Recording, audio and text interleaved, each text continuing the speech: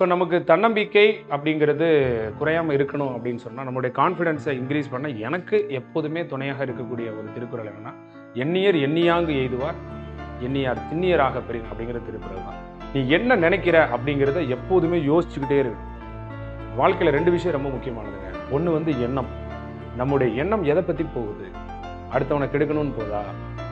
அடுத்தவன் வாழ்க்கையில முன்னேறத பார்த்து பொறாமைப்படுதா? இல்ல தவறான செயல்கள்ல ஏதாவது போகுதா? இல்லையா? அது எதனால இருக்கலாம். அது மதுவோ, இல்ல ஒரு கெட்ட பழக்கமோ, எதுவோ இருக்கலாம். அத நோக்கி போகுதா? அத நம்ம வாட்ச் பண்ணிக்கிட்டே இருக்கணும்.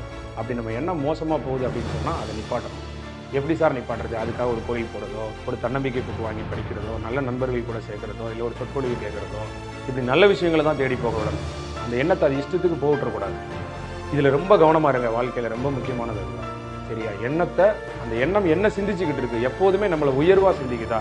வாழ்க்கையில நான் என்னைக்குனாலும் ஜெயிப்பேன். என்னால வர முடியும். நானும் வருவேன். நானும் ஜெயிப்பேன். ஒரு நாள் நான் வந்து இந்த நாட்ட ஆளப் போறேன்.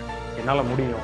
இந்த ஊர்ல நானும் ஒரு பேர் எடுப்பேன். அப்படிங்கிற மாரி நம்ம எண்ணம் நினைக்குதா? இல்ல நம்மள தாழ்வு மனப்பான்மையா நினைக்குதா? நம்ம வாட்ச் பண்ணிட்டே இருக்கணும். அது நம்மள எப்போதுமே டிமோட்டிவேட் பண்ணி நமக்கு ஒரு இன்ஃபீரியாரிட்டி காம்ப்ளெக்ஸ் வந்துட்டு இருந்ததுன்னா, உடனே அதை சரி பண்றதுக்கு என்ன வழின்னு அப்பப்போ பார்த்துக்கணும். புரியுதுங்களா? எப்பவுமே நம்மள வந்து அப்படி வேற லெவல்ல தான் நம்மள நாமளே திங்க் பண்ணிக்கணும். அதுக்காண்டி நான் வந்து ஒரு எப்படி சொல்றது? தன்னை தானே வியந்து அப்படிங்கிற மீனிங்ல சொல்லல. நல்ல எண்ணங்கள். சரியா? அந்த நல்ல எண்ணங்களோட நம்ம திங்க் பண்ணிக்கணும்.